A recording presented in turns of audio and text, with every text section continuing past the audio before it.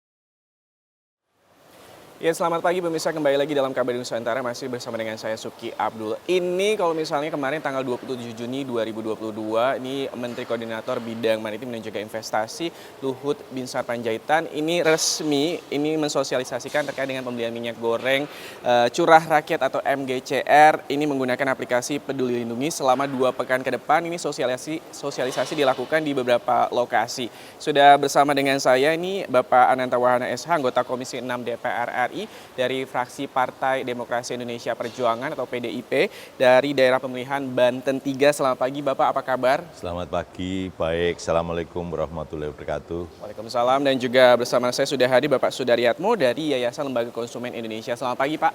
Ya, selamat pagi Pak Nanta, selamat pagi semua.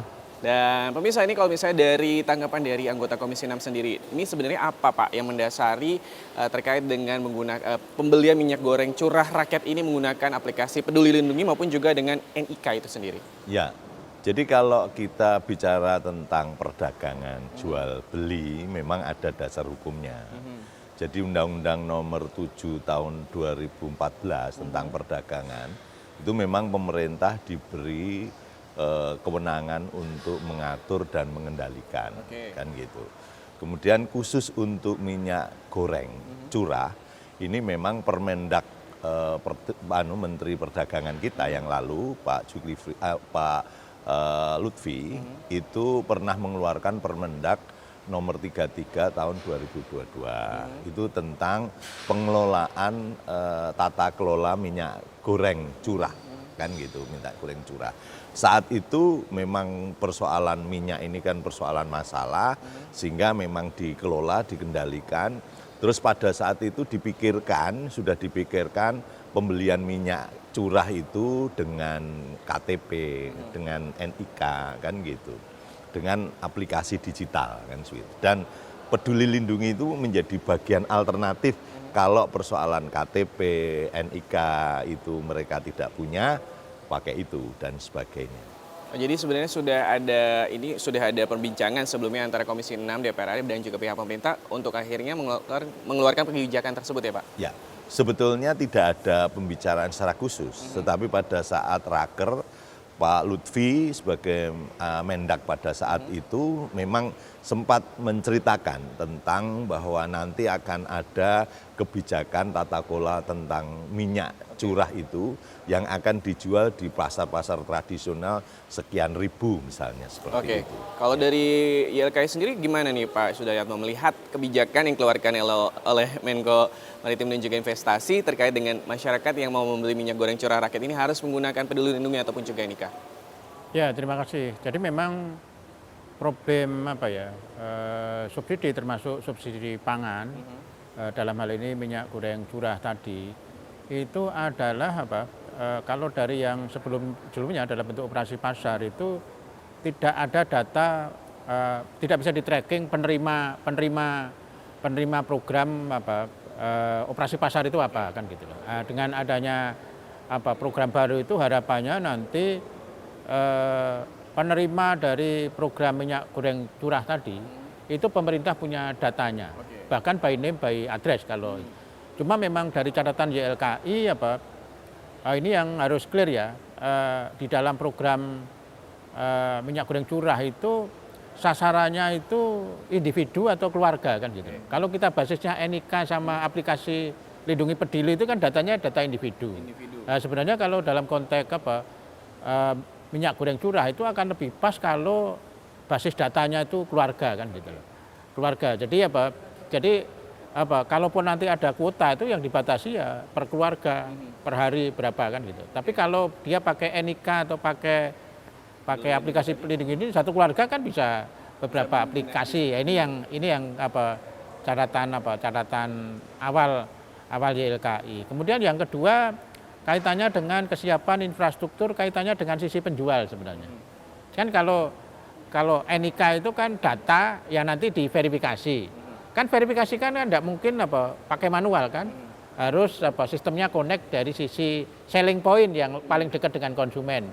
Nah, ini yang membangun infrastruktur ini juga butuh effort yang luar biasa. Karena kalau titik jualnya itu jauh dari konsumen, ini juga menjadi kendala kaitannya dengan transportasi kan gitu. Jadi bagaimana titik jualnya itu dekat dengan konsumen, tapi pada saat yang sama titik jual itu bisa memverifikasi, mengakses tadi NIK atau data Lindungi Peduli yang akan diinput atau akan membeli minyak goreng gitu. Jadi sebenarnya titik sasarannya untuk keluarga, individu, atau untuk keluarga atau individu sebenarnya Pak Nanta yang sebenarnya ingin diharapkan dari adanya pembelian minyak goreng dengan NIK atau Peduli Lindungi ini? Ya, mestinya kalau kita bicara tentang persoalan kemarin, persoalan ibu-ibu ngantri dan sebagainya itu kan atas nama keluarga sebetulnya. Kebutuhan minyak goreng untuk keluarga, untuk perorangan, tingkat keluarga itu ya mestinya keluarga, kan gitu kan. Meskipun mengenai data untuk pendukungnya, penunjangnya itu menggunakan Peduli Lindungi, tetapi kan karena itu barangkali instrumen yang sekarang kita miliki, gitu. Jadi sebenarnya memang sasarannya adalah untuk keluarga, tapi karena mungkin instrumen ataupun juga basis datanya kita hanya memiliki untuk single data ini adalah Peduli Lindungi, itu yang lebih memudahkan mungkin seperti itu. Tapi sebenarnya apakah kita sudah memerlukan atau kebutuhan untuk akhirnya menggunakan NIK ataupun juga Peduli Lindungi ini kita butuhkan untuk akhirnya kita bisa melakukan stabilan terkait dengan minyak goreng dan juga distribusi minyak gorengnya, Pak Sudaryatmo?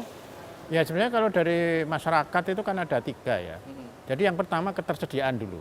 Satu, ketersediaan. Bagaimana memastikan bahwa minyak goreng curah itu tersedia di titik jual. Titik jual di mana konsumen berinteraksi. Satu itu. Yang kedua dari si harga. Dari si harga. Pemerintah kan sudah mematok 14.000. Kemudian yang ketiga ini yang juga penting itu adalah standar mutunya tadi kan gitu. Jadi ini juga pemerintah harus memastikan bahwa dari event itu minyak goreng curah itu juga dari sisi mutu itu masih sesuai dengan standar untuk minyak goreng lah, minyak goreng tadi kan gitu. Jadi memang selama ini kan yang dikeluhkan masyarakat itu kan satu barangnya tidak tersedia, yang kedua kalau barangnya tersedia harganya itu di atas harga yang ditetapkan pemerintah kan gitu loh. Jadi bagaimana memastikan ketersediaan itu jauh lebih penting tadi. Memang gini dalam konteks pemanfaatan teknologi informasi ini kan aplikasi Lindungi Peduli itu kan dari sisi hilirnya kan gitu. Mestinya juga pemerintah itu punya data dari sisi hulunya kan gitu. Sehingga ketika ini kok antara produksi sama di lapangan kok nggak match, jadi produksinya lebih kok barangnya nggak ada, nah, itu bisa di-trace berita itu bisa ya. di-trace ini barangnya itu berhenti di mana kira-kira. Nah, itu kalau misalnya tadi Pak Sudaryatmo itu juga menyinggung terkait dengan infrastrukturnya. Kalau di Banten 3 sendiri infrastrukturnya sudah ada atau belum Pak? Jangan dijawab sekarang, pastikan Anda jangan kemana-mana, tetap di Kabar Nusantara.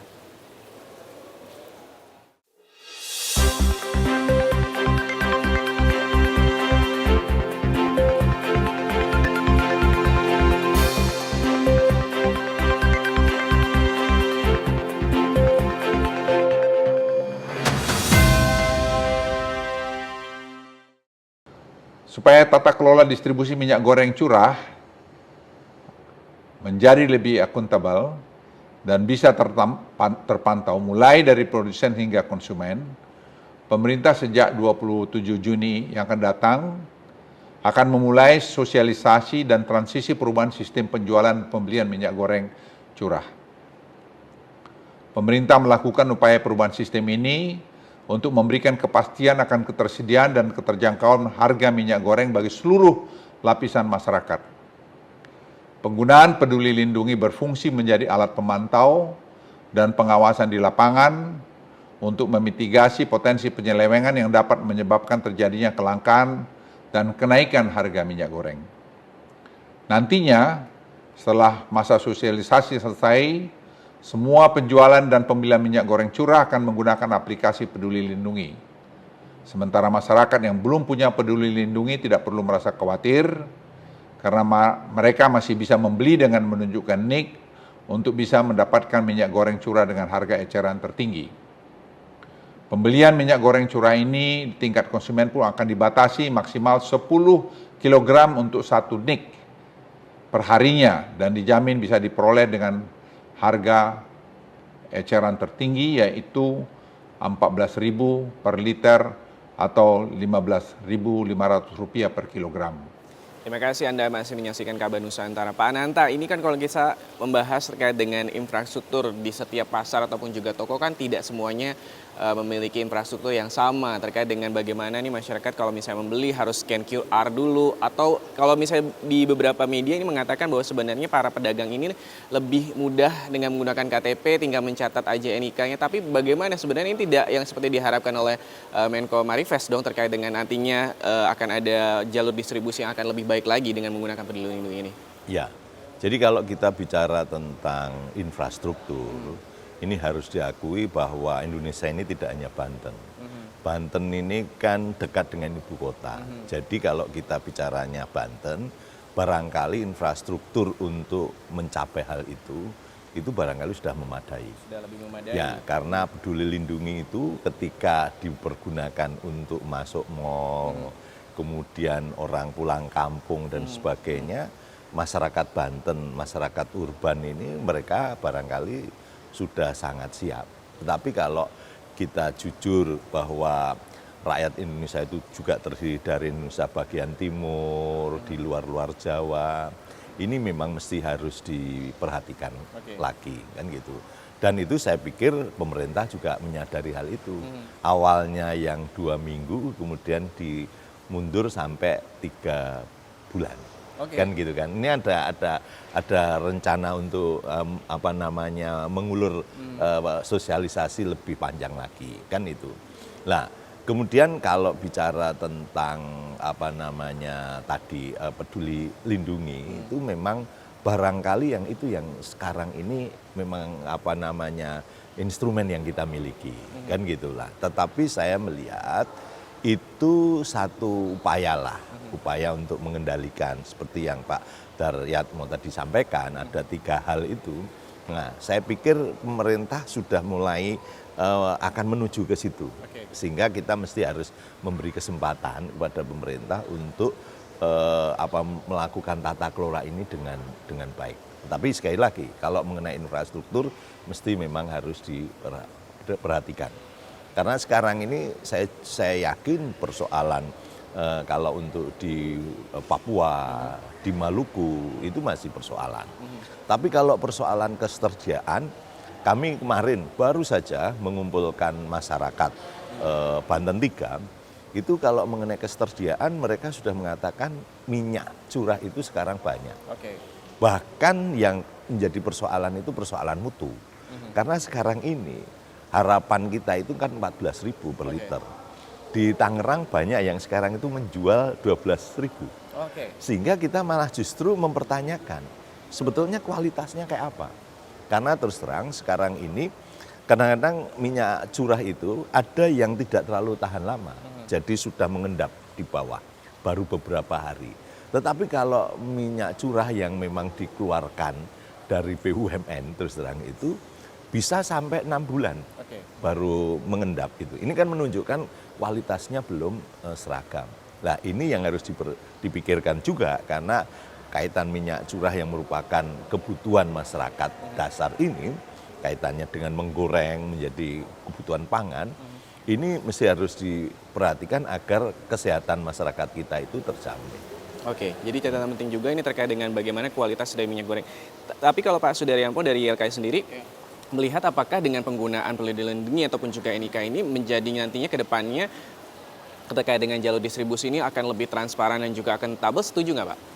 Ya memang kalau dari data yang ada ya, jadi aplikasi Peduli Lindungi itu kan basisnya kan menggunakan device smartphone ya, telepon pintar. Jadi sekarang itu pengguna telepon pintar di Indonesia itu 160 juta. Kalau kita cek di Play Store, itu yang sudah download aplikasi Lindungi Peduli itu 50 juta. Gitu. Ini yang analisa YLKI itu antara profil yang sudah download aplikasi Peduli Lindungi dengan penerima masyarakat, penerima minyak goreng curah tadi, itu ada irisannya tapi kecil gitu loh. Kecil. Nah, ini yang tantangannya tadi, bagaimana yang dia tidak bisa mengakses aplikasi Lindungi Peduli, tapi pada saat yang sama mereka termasuk kelompok masyarakat miskin yang berhak mendapatkan minyak goreng curah tadi. Ini yang harus dipastikan apa sih alternatif atau pilihan bagi masyarakat miskin, tapi dia tidak bisa mengakses smartphone dan juga tidak punya aplikasi Lindungi Peduli tadi. Tapi pada saat yang sama tadi tetap itu dalam satu sistem di mana tracking atau registrasi atau pendataan penerima subsidi minyak goreng itu memang menggunakan teknologi informasi, kira-kira gitu. Tantangannya di situ sebenarnya. Tantangannya seperti itu. Jadi sebenarnya ini juga harus yang dipikirkan nih. Kalau misalnya tadi Pak Nanta membocorkan katanya sebenarnya sosialisasi sejak 27 Juni selama 2 minggu, tapi ternyata akan ada perpanjangan waktu selama 3 bulan gitu ya Pak? Ya, kira-kira semacam itulah. Karena memang mesti ada masalah-masalah kan. Oke, sebenarnya ada 15.000 titik nih yang tersebar terkait dengan penjualan toko-toko yang akan menjual minyak goreng curah rakyat ini dengan Peduli Lindungi. Tapi sebenarnya apakah cukup untuk bisa menjangkau seluruh masyarakat Indonesia di tanah air? Jangan kemana-mana, tetap di Kabar Nusantara.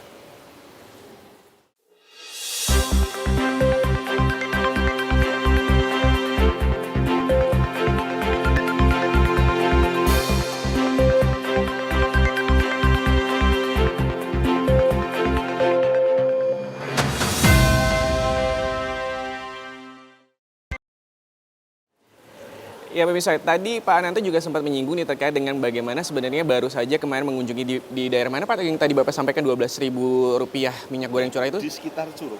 Oh di daerah ya, dapil Bapak? Dari dapil saya. Oke. Banyak yang 12.000 sekarang. Banyak yang 12.000. Ya. Gimana nih Pak, kalau dari YLKI sendiri, adakah selama ini misalnya dari komplain dari masyarakat terkait dengan bagaimana ini minyak goreng curah rakyat, misalnya dari distribusi, dari kualitas yang selama ini masuk di YLKI? Ya memang wacana penghapusan minyak goreng curah itu kan sudah lama. Cuma pemerintah memang maju mundur lah gitu loh. Karena khawatir dengan harganya macam-macam tadi. Tapi memang memang idealnya juga tadi jalan tengahnya itu ya tadi kemasan sederhana lah kira-kira gitu. Jadi kan kalau kemasan yang ada itu kan paling kecil kan 1 liter. 1 liter. Jadi dengan kemasan sederhana itu tetap dia dikemas tapi ukurannya lebih kecil dan di dalam kemasan itu ada data-data terkait dengan minyak goreng tadi, minimal produsen lah. Sehingga ketika nanti ada kelawan ini diproduksi di mana sih itu konsumen bisa itu yang selama ini tidak ada di dalam kemasan minyak goreng curah ya Pak? Karena plastik ya, biasa. Pertanyaan konsumen kan sederhana. Ini yang harga 14.000 sama 12.000 mutunya sama enggak ya gitu loh. Jadi bagaimana memastikan bahwa semua minyak goreng curah yang berada di pasar itu mutunya standar sesuai dengan standar tadi kan gitu. Oke, gimana tuh Pak? Gimana kalau misalnya masyarakat bisa membedakan minyak goreng curah yang 12.000 sama 14.000? Karena kalau misalnya di pasaran kan kalau minyak goreng itu cuma plastik gitu aja gitu ya Pak? Nggak ada merek, nggak ada produksi di mana sebagai macam-macamnya itu. Ya, karena yang 12.000 itu yang kemarin saya pantau memang didatangkan dari tangki ya. Oke. Dari tangki kemudian dia membawa botol-botol semacam itu. Tetapi saya sepakat dengan apa yang disampaikan Pak Daryatmo itu bahwa kita memang harus melindungi rakyat kita dari persoalan kesehatan lah semacam itu. Nah, ini yang perlu saya sampaikan. Nah, Nah, kalau kita bicara tentang hal itu memang mesti harus dipikirkan, kan harus dipikirkan. Saya juga sepakat mengenai kemasan yang sederhana itu. Karena kalau kita mau ngomong tentang ongkos produksi, sebetulnya kalau dikerjakan sendiri, minyak itu mungkin ongkos produksinya juga tidak sampai 12.000 lah, katakanlah semacam itu. Jadi kalau dengan kemasan sangat sederhana, itu juga bisa lah hanya kira-kira 15.000 itu sudah bisa dilihat dan bisa dipertanggungjawabkan. Dan saya pikir saya juga melakukan survei masyarakat kalau sekitar semacam itu mereka tidak kemudian merasa mahal dan sebagainya. Ya tidak seperti yang beberapa bulan yang lalu itu kan luar biasa. Dan sekarang ini masyarakat juga sudah banyak menggunakan minyak goreng kemasan juga dan mereka juga tidak merasa terlalu mahal dengan yang harganya 18.500. Mereka datang ke toko-toko kelontong kemudian nyari minyak goreng dengan kemasan dengan harga yang 18.500 karena memang sekarang minyak kemasan itu juga bervariasi kan dari 18.500 sampai 25.000. Oke, jadi sekarang masyarakat punya banyak pilihan, minyak goreng curah rakyat juga bisa menggunakan dengan Peduli Lindungi, harganya dipatok mulai dari 14.000 bahkan ada yang 12.000, maksimal di 15.000 sebetulnya Pak. Ya. Tapi kalau misalnya ini nih Komisi 6 sebagai anggota DPR RI, Bapak apa yang akan dilakukan dalam hal ini, pengawasan apa nih yang akan dilakukan ke depannya? Ini kalau Pak tadi bilang katanya akan ada sosialisasi dari 2 minggu ditambah 3 bulan seperti itu, apakah nanti bentuk pengawasan seperti apa untuk akhirnya bisa minyak goreng curah rakyat ini dengan menggunakan NIK ini bisa berjalan dengan lancar dan juga tujuan daripada ini bisa tercapai terkait dengan jalur distribusi yang semakin stabil seperti itu? Ya, jelas pengawasan kami berdasarkan konstitusi lah, katakanlah semacam itu. Nah sekarang ini kan kita baru sosialisasi itu baru seminggu, ya kan? Sehingga terlalu dini kalau kemudian kita langsung mengundang Menteri Perdagangan, kemudian koordinasi tentang hal itu, ya kan? Sekarang ini memang kita sudah mau menghadapi masa reses, tinggal 2 hari lah kita, tinggal 2 hari kemudian kita reses. Nah, selama reses yang hampir 1 bulan itu, barangkali ini akan digunakan oleh kawan-kawan DPR datang ke dapil masing-masing dan mengecek kondisi persoalan minyak goreng curah ini kondisinya kayak apa. Nah, dari situ akan terjadi data-data, kumpulan-kumpulan data yang faktual. Nah, sehingga nanti sudah cukup waktunya ketika kita masuk masa sidang, kemudian kita mulai raker dengan Menteri Perdagangan atau menteri-menteri yang terkait kaitan dengan minyak curah ini.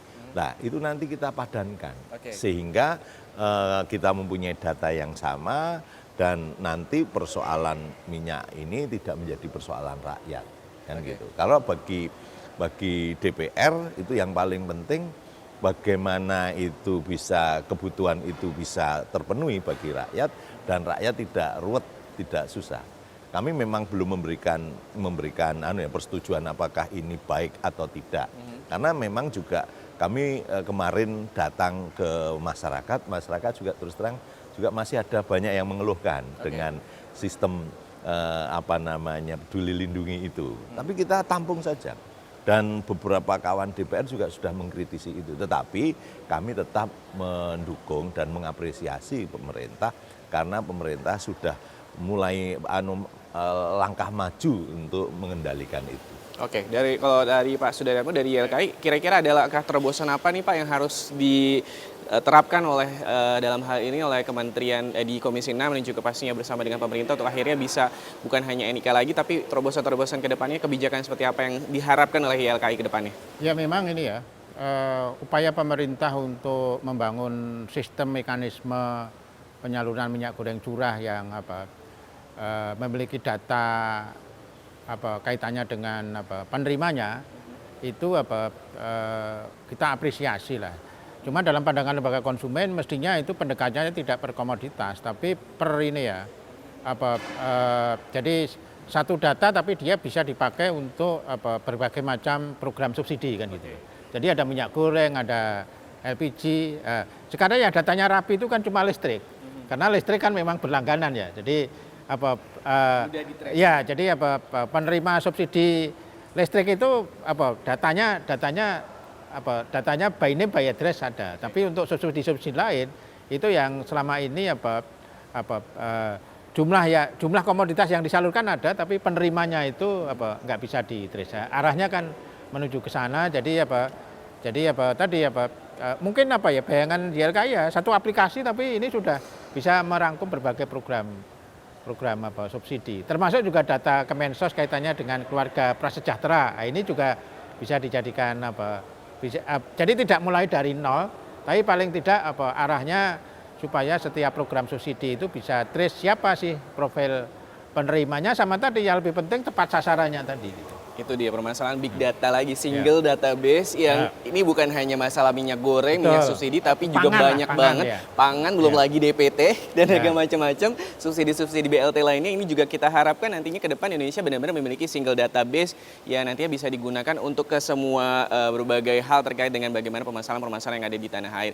Dan pemirsa ini juga bisa melakukan hotline WhatsApp nih, karena ya kalau misalnya terkait dengan bagaimana komplain-komplain bisa dilakukan di 0812 1235 9337. Jadi nanti kalau misalnya pemirsa mengalami permasalahan terkait dengan harga minyak goreng curah rakyat ini bisa komplain ke nomor tersebut. Terima kasih sekali lagi Bapak Ananta Wahana, anggota Komisi 6 DPR RI dari fraksi PDI Perjuangan dari Dapil Banten 3, dan juga pasti terima kasih Pak Sudaryatmo dari Yayasan Lembaga Konsumen Indonesia. Terima kasih sekali lagi. Dan pemirsa, ini adalah akhir dari Kabar Nusantara episode hari ini bersama dengan saya Subki Abdul beserta seluruh kerabat kerja yang bertugas mengucapkan terima kasih atas perhatian Anda. Sampai jumpa. Wassalam.